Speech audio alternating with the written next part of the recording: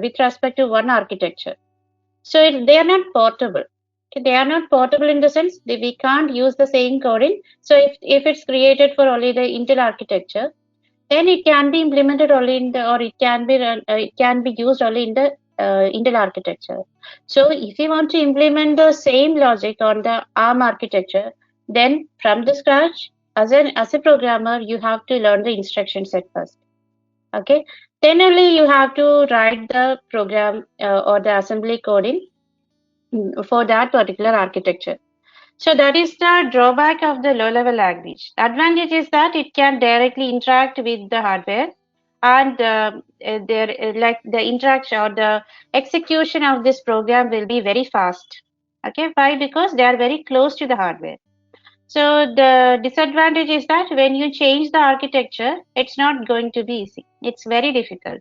So if there is some change for the architecture, the entire code need to be changed. That is the drawback.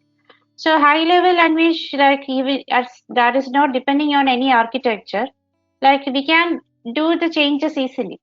Okay, so it's not depending on any architecture, it's portable language. Okay, so it's portable program. So that is the advantage of the high level language. But the disadvantage is that you can't interact with the hardware.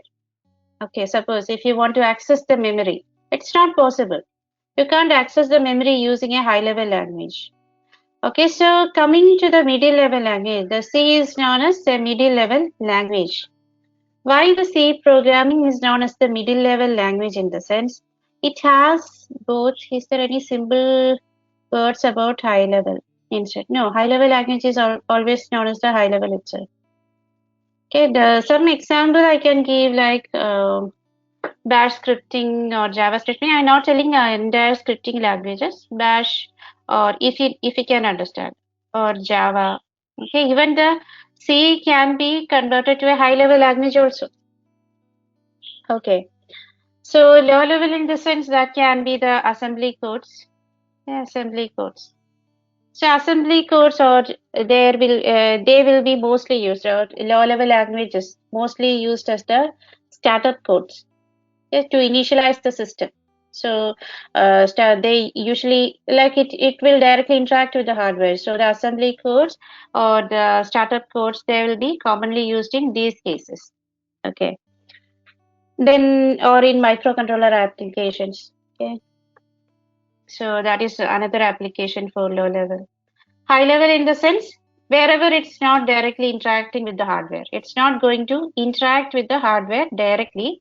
In that case, that is the high level language. So C language, the C programming language, we can convert that to the high level language when required, as well as low level language when required. Okay, both requires the operating system. So the where the operating system is required, that depends on how complex your program is, as well as like whether many programs are running. Like if it's just to run one single program, okay, and the program is very simple. So assume you have one okay, one, for example, one microcontroller is there. Okay, so in that case, you want to just run a code just to blink one LED. Okay, on that board, you just want to blink one LED. In that case, the operating system is not required. Just one program is there to run. Okay, without even the operating system, it will run. So where the operating system is required in the sense only when the hardware complexity is really high.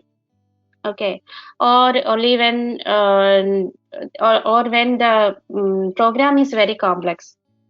So the hardware dependency or the complexity, if it is really high, then the operating system is required.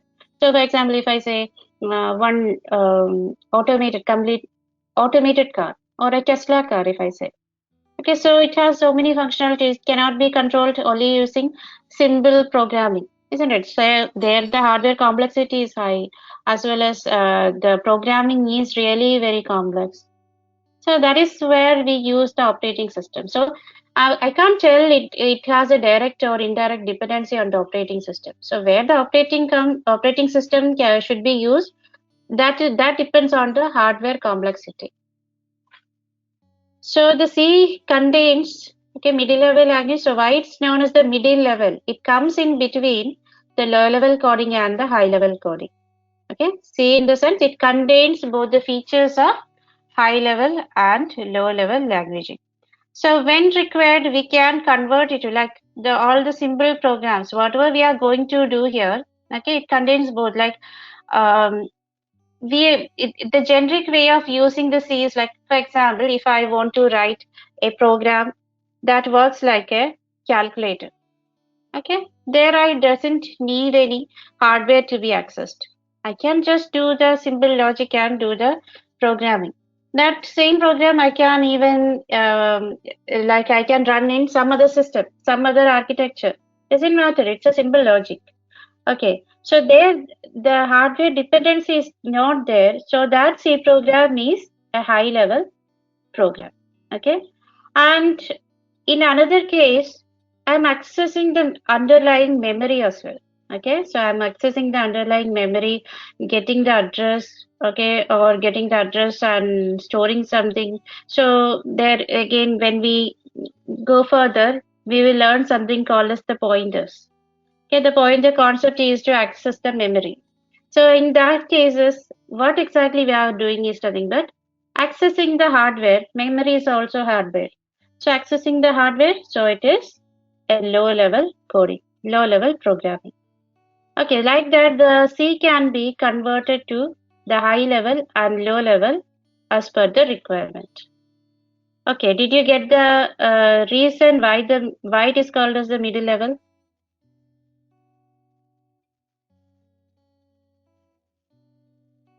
Why it like Hari Krishnan, like why it is called as the middle level in the sense it contains both the features, so we can just convert it to high level and low level. It comes in the middle. Okay, there is no exact programming language like the middle level language. Okay, so this can be easily converted to either the low level or the high level, so it's called as the middle level language. Is that clear?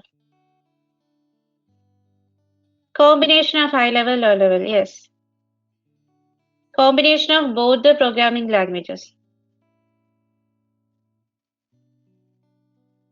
Okay, so when you are doing the programming for a microcontroller, then you are converting the C program to low level language to interact with the hardware. Okay, and when you are coming to the or in our programming initially on the initial days we will be doing without accessing any hardware.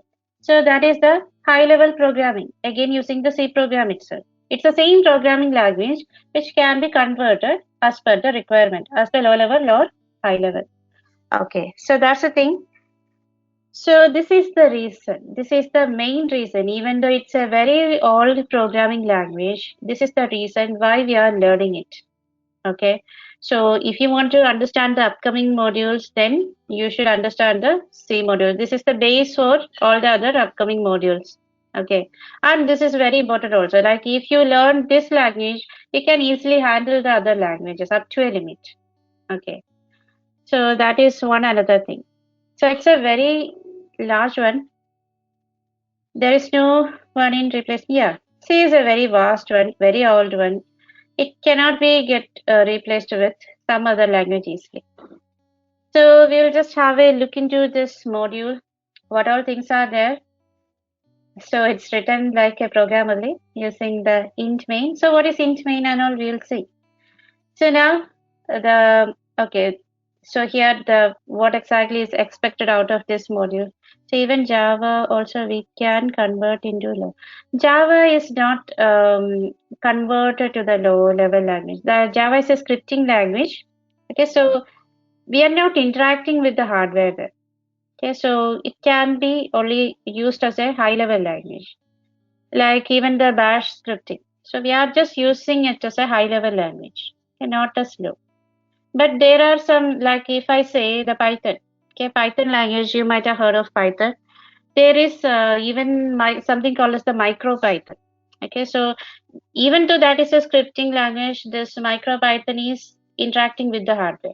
Okay, that is another version of Python. So that's why I told every scripting languages are not the high level languages. There are some exceptions. Okay, so Java is considered as a high level language only. Okay, so wherever there is no interaction with the hardware, that is high level. Fine. So coming here, so what is expected out of this course? Then coming here, the next one we will be seeing is nothing but the problem solving. So in problem solving, what exactly is or what is exactly we are going to do? In the sense, how in which all ways we can solve a problem. Okay, so this will be done before the starting of all the syntax, keywords, etc. So how to approach a problem so that we can solve it in a systematic way. Okay, so that is very important for any problem. How can we find the solution in a systematic way? So sometimes, so what we have seen is like even if the say concepts are clear, okay, some students or some people will find difficulty to implement it or understand it, where to apply it, how to apply it. Okay, that is unknown. So those type of problems should not happen, like that shouldn't happen. That's why the problem solving has very much of importance. Okay, in the beginning itself, we have kept the problem solving just to solve any C program, or it can be any problem in a systematic way. Then it's like the introduction to C programming. So there will be seeing a little bit of history and from where the C is. Okay, and we will learn about the um, what the common syntax. Okay, the keywords, with how many keywords are there, which are they, an overview I can say. Then we will move on to the basic refreshers. So basic refreshers contains all the basics. Okay, all the basics like what is a keyword, what is a data type. Okay, there is something called as data type. And for example, one data type is int. Okay, so that is meant for the integers. So we will learn what is an integer, what is the range of the integer, or what's the size of the integer. Okay, like that respected. So all the data types, why they are used, like everything in detail we are going to learn there. Okay, then the number system, then in which all ways we can represent the number, why they are again important. Okay, how the data is getting stored inside the memory, in which form. Okay, so all those things, then the basic operators like the arithmetic operators, and so many are there. Okay, like the addition, subtraction, all these things, where all it can be done, what are all things, which are the rules, everything we have to see. Then we will learn the very basic functions. You might have heard of printf, scanf. So if you don't know, please wait, we will see that. So the very basic functions also we will learn, and how to do the program. Okay, the simple programs we will start learn there. And then we will come to the functions part one. Functions, like how to like there will be something like calling the function. So how, in which all ways we can call the function, which are the types of calling the function, all the basics we will learn there. Okay, and what are meant by the parameters, what is something called as the return type. Okay, so all those things, the very basics of the functions, like how to write the function, how to call the function, where to write it, when to write it, all these things we will learn there. Then coming the pointers, that too again the basics. What are pointers, how to use it, which are the operations, what are the rules of pointers, all those things we will learn there. Okay, so in a like all the rules we won't complete. The rest of the rules again we will learn here. Which compiler we are going to use? We will be using GCC. Okay, so I'll come to that all. So in the introduction, after the introduction, I'll just show you like if GCC is not there, how to install it and all. So standard input output, there we will be learning which are the input and output functions which are predefined that we can use, and in which all ways we can use it. Okay, what are the advantages and disadvantages? So everything has its own advantages and disadvantages. So we are going to learn that in detail. Every function, how its usage, how can we use it, or what are the things associated with these functions and all, we will see. Then comes to the strings. Strings is a very different topic. So what are strings, how to store it, how to initialize it, so many things, string functions, operations, everything comes here as a chapter. Then coming to the storage classes, so in which all ways we can store a data. Okay, so it's called as the storage classes. So that also in detail we have to see.